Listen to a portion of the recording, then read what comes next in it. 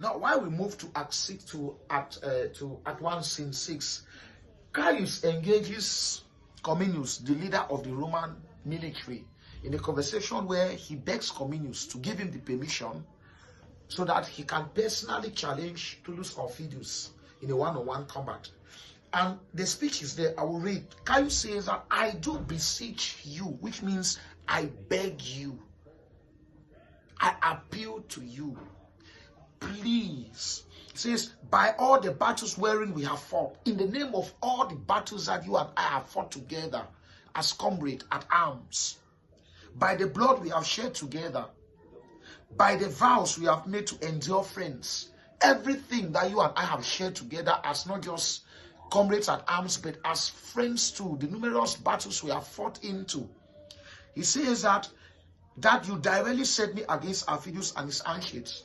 That's to say that in the name of our friendship and everything we share together, I beg you, permit me to challenge Aufidius and his close accomplices on the one-on-one combat.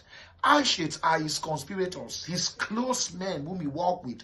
So he tells Cominius that permit me, give me the permission that I challenge this man and his close accomplices on a one-on-one combat. He says, and please do not delay. Do not delay. Now let's hear what Cominius says. Cominius then replies that though I could wish you were conducted to a gentle bath and balms applied to you, you see. Cominius says, even though I wish that my men would have given you a scrub, attend to your wounds, and then embalm you with medicine. Balm, there's a metaphor for medicine. Because Cornelius has come bleeding. He had been at the heart of the battle. He's bleeding. And Cominius would have rather have his men attend to Cornelius and help apply medicines on his wounds. But then he says that I never deny your asking. Take your choice of those that best can aid your action. So he then tells you that even though I would have loved to support and help to put medicines on your wound, but I cannot deny you your request. So take whatever men, the best ones that you can, and then you go out for your action. And then Marcus replies. Marcus then tells out amen. He says, those are they that most are willing, if any such be here, as it were, aims to doubt, that love this painting wherein you see me smeared. So Marcus then turns around his men and say, all of you men sit down here.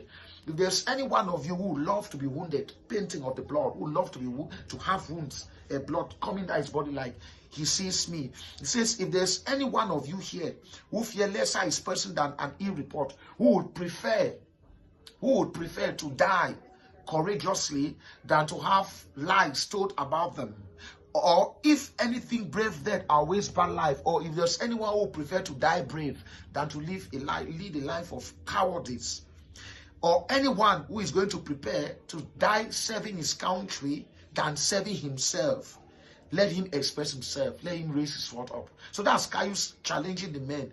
And when he does that, now we are hearing, they all shout and wave their swords. Now that's the direction telling us that they are all shouting